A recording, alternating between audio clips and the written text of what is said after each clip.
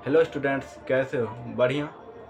आज जो हम टॉपिक पढ़ने वाले हैं वो टॉपिक या प्रश्न पत्र कह लीजिए, वो बिहार बोर्ड में 5 मार्क्स में बायोलॉजी में पूछा जाता। तो हमने पिछले क्लास में जैव प्रक्रम चैप्टर को स्टार्ट किया था। उसी जैव प्रक्रम चैप्टर में एक टॉपिक हमारा प्रकाश संश्लेषण आया था और प्रकाश संश्लेषण के बारे में हमने पूरी तरीके से अच्छे तरीके से पढ़ा था कि प्रकाश संश्लेषण क्या होता है, किसे कहते हैं, इसकी पूर्ण क्रियाविधि को जाना था। और प्रकाश संश्लेषण में आवश्यक पदार्थ के बारे में हमने चर्चा की थी। हमने बताया था कि प्रकाश संश्लेषण में जो है ना चार आवश्यक पदार्थ की आवश्यकता होती है। पहला हमने बताया था सूर्य का प्रकाश, दूसरा हमने बताया क्लोरोफिल, और तीसरा हमने बताया जल, और चौथा हमने बताया कार्बन डाइऑक्साइड। ये चार चीज़ें होती है तभी एक पत्तियों में प्रकाश संश्लेषण की क्रिया मुक्त होती है।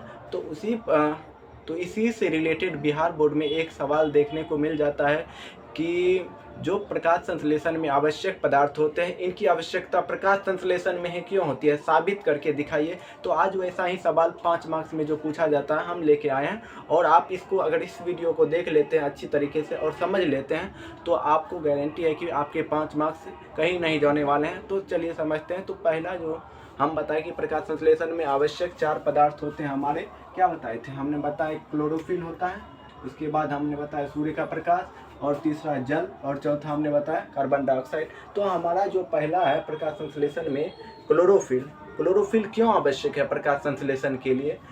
तो यही सिद्ध करना, यही साबित करना है, प्रयोग द्वारा दिखाना है कि क्लोरोफिल ही क्यों आवश्यक है प्रकाश संश्लेषण अभिक्रिया के लिए। तो समझते हैं। तो इस प्रयोग को दर्शाने के लिए, इस प्रयोग को करने के लिए आपको सबसे पहले क्रोट्रॉन या कोलियस का चित्तीदार पत्ता लेना। आप कहिएगा क्रोट्रॉन या कोलियस का पत्ता तो हम कभी देखे नहीं, क्या है? तो सुनिए मेरा बात को ध्यान से, ताकि एक भी भाषा एग्जाम में आपका छूटेगा नहीं। तो हमने क्या बोला, सर्वप्रथम एक क्रोट्रॉन या कोलियस का पत्ता लेंगे।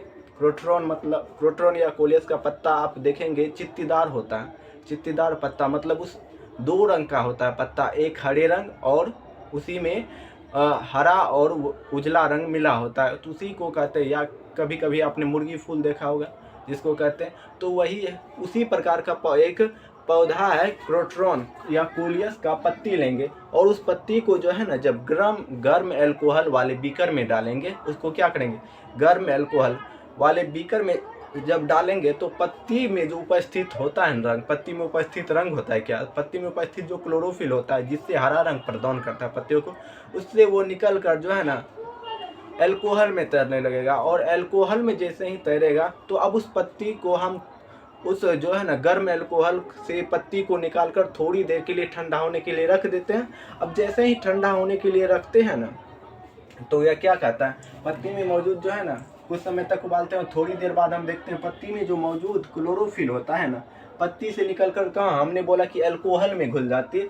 जब पत्तियां रंगहीन हो जाती है, पत्ती में कोई कलर नहीं बचता है ना, तो बीकर को जो है ना ठंडा होने के लिए छोड़ देते हैं। और ठंडा होने के बाद उसे अच्छी तरीके से पानी से क्या किया जाता है, धो लिया जाता है। और इसके बाद अब इसको जो है ना एक बर्तन आता है पेट्री डिश, याद रखिएगा, पेट्री डिश नामक एक बर्तन होता है रसायन विज्ञान में।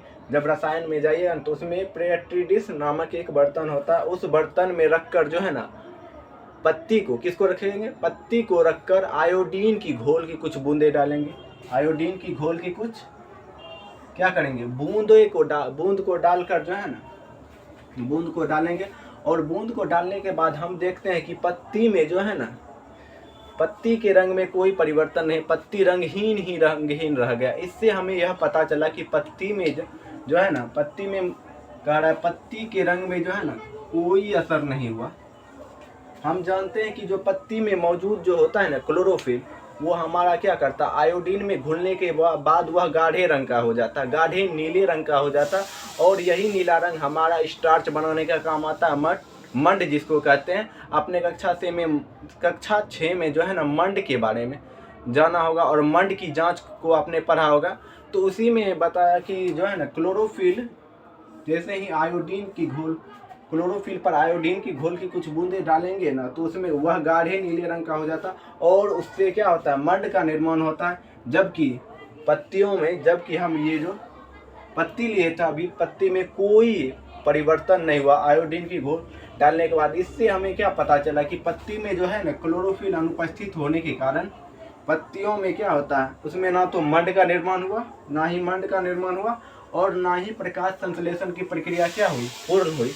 जब प्रकाश संश्लेषण की प्रक्रिया ही पूर्ण नहीं हुई तो इससे पता चला कि बिना क्लोरोफिल हुए प्रकाश संश्लेषण की प्रक्रिया मुक्त नहीं हो सकती है। इसका हमने एक चित्र द्वारा भी वर्णन किया है और चित्र से समझते हैं। क्या बताए थे हमने, सर्वप्रथम एक कोलियस का पत्ता लेंगे। कोलियस का पत्ता कैसा होता है, कोलियस या क्रोटोन का पत्ता याद रखिएगा चित्तीदार, मतलब 2 कलर वाले को ही हम चित्तीदार कहते हैं।